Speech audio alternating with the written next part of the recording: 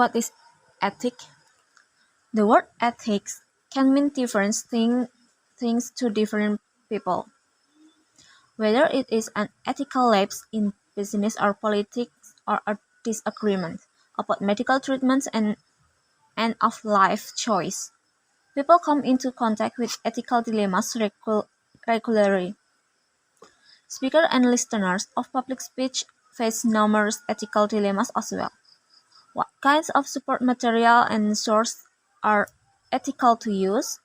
How much should a speaker adapt to an audience without sacrificing his or her own views? What makes a speech ethical? According to according to Elspeth Talley, the ethic pyramid is a pictorial way to understanding the three fundamental parts of ethic: intent, means, and ends. Intent. According to Talley, the first major consideration to be aware of when examining the ethicality of something is the issues of intent. To be an ethical speaker or listener, it is important to begin with ethical intention. For example, if we agree that honesty is ethical, it follows that ethical speakers will prepare their remarks with the intention of telling the truth to their audience.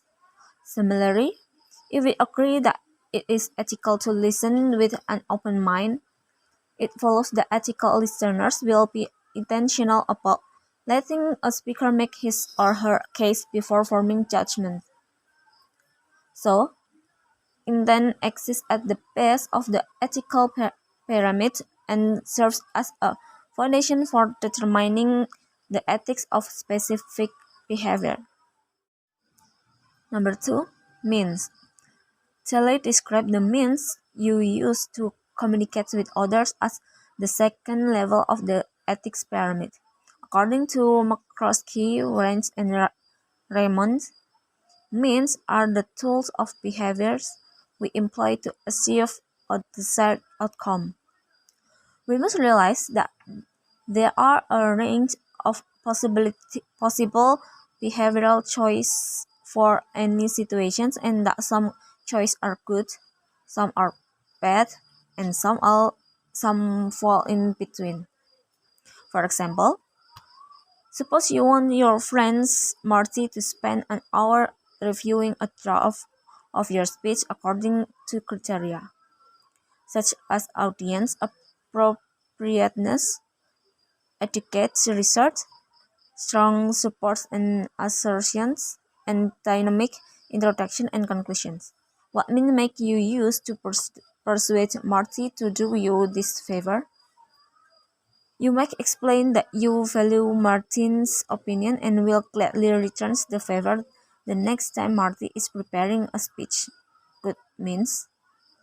Or you might threaten to tell a professor that Marty cheated on a test in bad means, while both of these means may lead to the same end having Marty agree to review your speech. One is clearly more ethical than the other. So, means are the tools one uses to accomplish a goal and constitute the second layer of the ethical pyramid. And the final part of the ethic pyramid is the ends.